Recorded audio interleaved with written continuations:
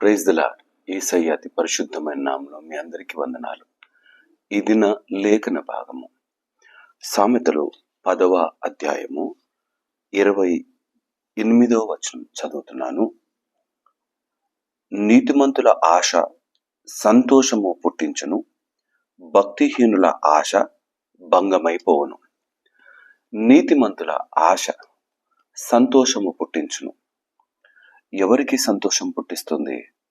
ఆశ కలిగిన వారికి. ఎవరి ఆధీనంలో ఉన్నామో ఆ ఆధీనంలో ఉన్న వారికి.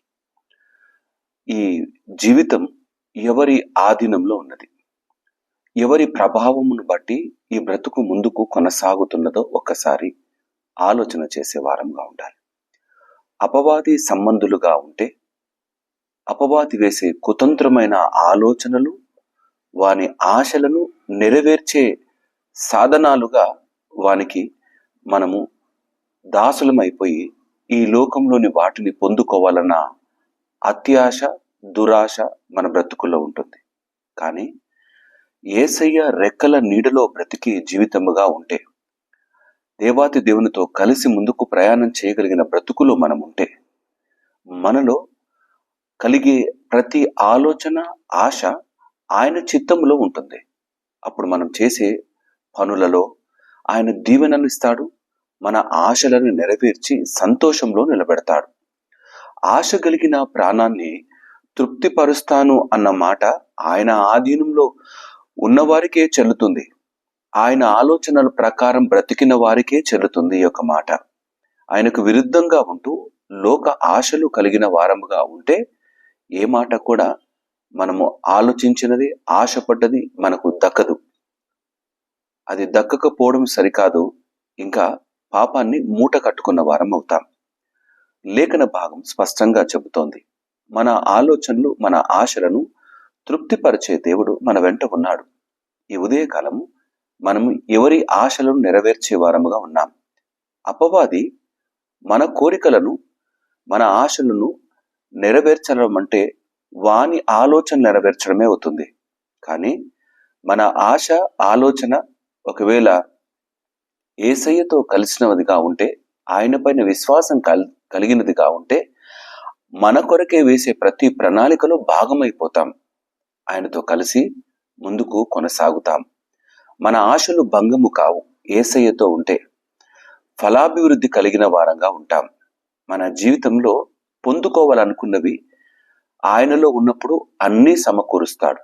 పరిస్థితులు మనకు ఎదురుగా వచ్చిన, ప్రతికూల పరిస్థితులు మనకున్నా, దావీదును మహారాజుగా చేయటానికి, సమూయేలును అభిషేకించటానికి దేవాతి దేవుడు దావీదు గృహానికి, యెషయ గృహానికి పంపించినప్పుడు ఎవరి మధ్యలో అభిషేకం పొందుకున్నాడు? కుటుంబీకుల మధ్యలోనే దావీదు అభిషేకం పొందుకున్నాడు. కానీ రాజు అవటానికి దేవుని ప్రణాళిక ఉంటే, కానీ ఆ యొక్క రాజు స్థితిని పొందుకోకుండా ఉండటానికి, రాజుగా నిలబడకుండా ఉండటానికి సౌలు ఎన్నో ప్రయత్నాలు చేస్తాడు. నేను రాజు కావాలన్న ఆశ దావీదులో లేదు, కానీ దేవుని ఆశ నెరవేర్చినాడు ఆయన. సౌలు ఆశ దావీదును పతనము చేయాలని, కానీ పతనము చేయలేకపోయినాడు. అది దయ్యము ఆశ. దేవుడు మనలో ఉంటే, యేసయ్య వాక్యము మనలో ఉంటే, ఆయన సిలువలోని ఆ కార్యము మన పట్ల జరిగించినాడని విశ్వసించి ఆయన వెంబడిస్తే, మన ఆలోచన, మన ఆశ యావత్తు ఆయనను పొందుకోవడమే. ఆయనలో ధన సమృద్ధి ఉన్నది. ఆ ప్రతి ఆశకు, ప్రతి ఆలోచనకు ఒక చక్కని రూపాన్ని ఇవ్వగలిగిన వాడు మన యేసయ్య. ఆయన దగ్గరికి వద్దాం. చెంగు పట్టుకుంటే బాగవుతానని అనుకున్న ఆ స్త్రీ ఆశ నెరవేర్చబడ్డది. మనము ఎలాంటి ఆశలతో ఆయన వెంబడిస్తున్నామో ఒక్కసారి పరిశీలన చేసుకునే వారంగా ఉండాలి. మన ఆలోచన మన కుటుంబంకి మాత్రమే పరిమితమైనవిగా ఉన్నవా? మన సంతోషాలకు మాత్రమే పరిమితమైనవిగా ఉన్నవా? ఒక్కసారి ఆత్మ పరిశీలన చేసుకోవాలి. మనల్ని రూపొందించి అనేకులను రక్షించటానికి మనల్ని దివ్వెలుగా స్థిరపరిచినాడు. అనేకులకు వెలుగునిచ్చేదిగా నిలబెట్టినాడు. ఆయన ఆశ అనేకులను ఆయన వైపుకు నడిపించాలని. ఆ ఆలోచన, ఆ ఆశను మనము ఆయన కొరకు బ్రతుకుతూ ముందు కొనసాగుతూ ఆయన చేసిన తీర్మానాలను నెరవేర్చగలిగితే మన బ్రతుకులో కావలసినవన్నీ సమృద్ధిగా అనుగ్రహించి నడిపిస్తాడు. ఏ పరిస్థితి వచ్చినా ఆయన విడవక కొనసాగుదాం. భక్తిహీనుల ఆశ భంగమైపోతుంది. భంగపడే స్థితిలోకి ఎవరు వస్తారు?